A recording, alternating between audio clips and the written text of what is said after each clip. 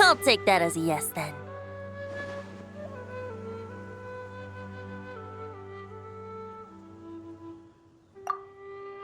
Ah, finally, you're here! Do you have a message for me from someone by any chance? There's not a single prophecy about you in that dictionary. That's what you were about to say, right? Oh? One moment, then.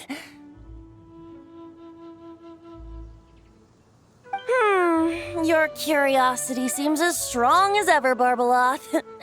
Alas, my future will have to remain absent from your dictionary. The wind may be happy to let dandelions trace its form and have poets sing it into verse, but to be contained is hardly its nature. So, dear Barbeloth, please do set your pen down. Words heard on the wind are not meant to be recorded on the page. If you're truly interested in this legend, allow me to fashion it into a poem. I'll be sure to share it with you ladies at our next tea party. Barbeloth has always been a reasonable person, and I believe she heard my request. As such, our conversation should be free from interruptions for now. Wait, Barbeloth was listening in just now? Paimon didn't notice a thing! Well, she is a Hexenzirkel mage. They all have quite a few tricks up their sleeves. Still, you noticed right away and even got her to leave us alone. Doesn't that make you the real master at cards here? Given the various practical factors at play, I'd call myself a master with limits. There you go, being all secretive again. Well, anyway, there wasn't a single thing about you in that dictionary. You being here is enough. Barbeloth's prophecy concerning me may be incomplete, but it's not incorrect. There's something I need to do, and I could indeed use your help. Trusty as always. In that case, could you play a song with me later?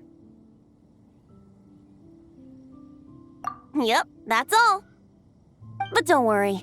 This isn't a performance to decide the fate of some consequential event. It's just a duet between friends. The last time I played this song, the howling gale was my sole audience, and the notes scattered in all directions, leaving only fragments of the melody behind.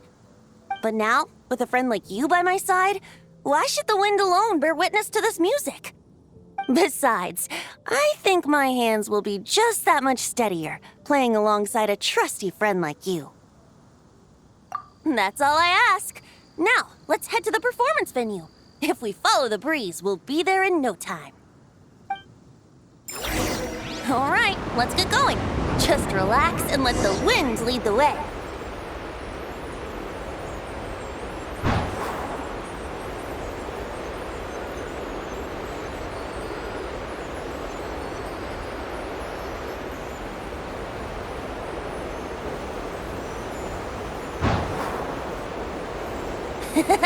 No need to hold your breath. In and out. Easy does it.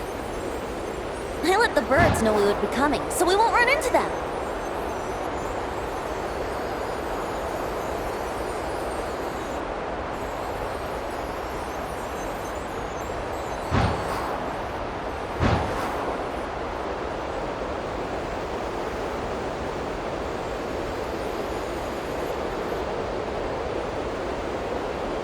Don't worry.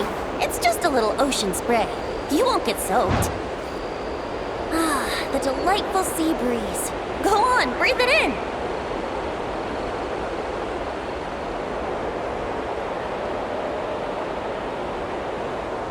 We're almost there.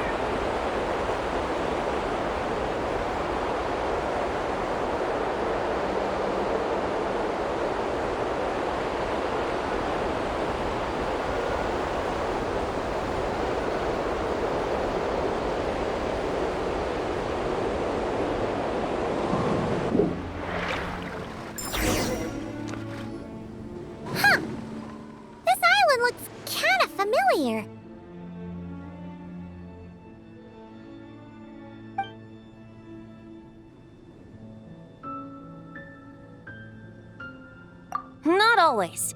It was once an isle like any other. An ordinary, unassuming aggregation of sand and gravel. That is, until seeds of stories were brought here by the wind and cultivated by time. And in due course, the wind brought forth new tales, and time caused them to grow into legends. So with that, allow me to welcome you in truth to this island favored by time, traveler. This is the place where time and wind met in the distant past. Whoa, whoa, whoa! You suddenly sound so serious, Tone Deaf Bard. Paimon's not sure she's following this conversation anymore either. Fret not, dear Paimon. The best stories always start with a bit of suspense and intrigue. I told you about this before, remember? About how I encountered Time at the Thousand Winds Temple and received some help?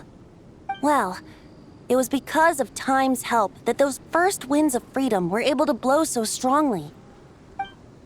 But forceful gales like that are most suited to wiping things clean, not helping things grow. So, after a few crises in Mondstadt were resolved, I made the winds gentler. Just strong enough to bolster the people in times of need without knocking them off their feet.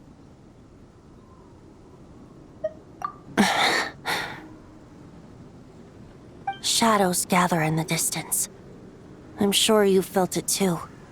I've heard about the Pyro Archon's face-off with the ruler of death, Renova, and what happened to the Fatui Harbinger, the captain. And that's not even mentioning how abyssal activity has been encroaching closer and closer to Mondstadt. I fear the impending crisis may be beyond what humans alone can solve. In light of that, I need to be prepared. It is the Animo Archon's duty to intervene in times of need. As such, I, Barbados, will bring forth a wind strong enough to disperse whatever storm lies ahead. But if I whip up a gale of such strength in Mondstadt City, it would just turn the place upside down. Clothes, hats, the flowers that rest on people's balconies. That's why I chose to do it here. The place where I once offered an ode to time. Who knows? Perhaps time chose this island special favor precisely on account of my lovely, lovely music. Wait, so is this place really that special? It sure doesn't look like it. There's a tide that ebbs and flows, and a bunch of birds that come and go. It just seems normal. Time's impact on things isn't limited to what the eye can see. Think of it like a ripe sunsetia. If the outer peel remains intact, it's nearly impossible for the average person to tell whether the fruit inside is ripe. But even the tiniest hole in said peel will cause the fruit to rot, starting from that spot. Nestled in the hands of time, not one blemish marks this island's peel. Thus, time's influence on its very essence remains hidden to all. At the most fundamental level, of course, all things that lack time's favor will be erased at some point. But with the power that remains here, I can leverage time to draw a boundary around the wind. That way, the outside world won't notice a thing, no matter how powerful of a gale I whip up here. Of course, as the one requesting help, I should offer something in return. That's why I invited you here, traveler, so we could perform an ode to time together. Just let me know when you're ready. Oh, and I can lend you an instrument if you need one. Great. Let's get started.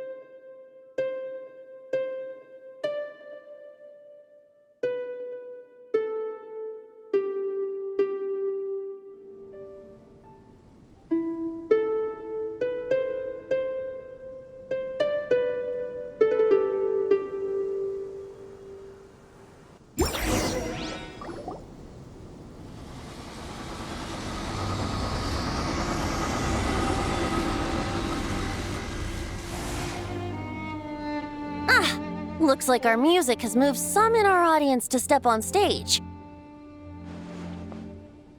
But that's against concert rules, so let's usher them out. I understand your love for music, of course. But for now, I'm going to have you leave the premises. That was uncalled for. What, you ready? Midnight Phantasmagoria. Be silent. The long sleep beckons. Observe. All right, that should do it. That was an exquisite performance, Traveler. Thank you.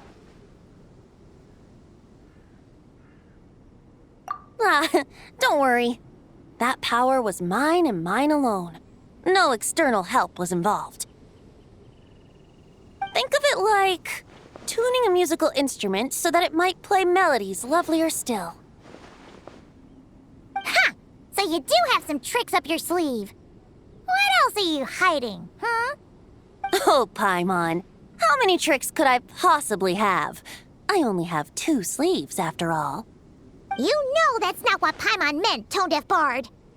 I have a feeling the wind is gonna be pretty strong today.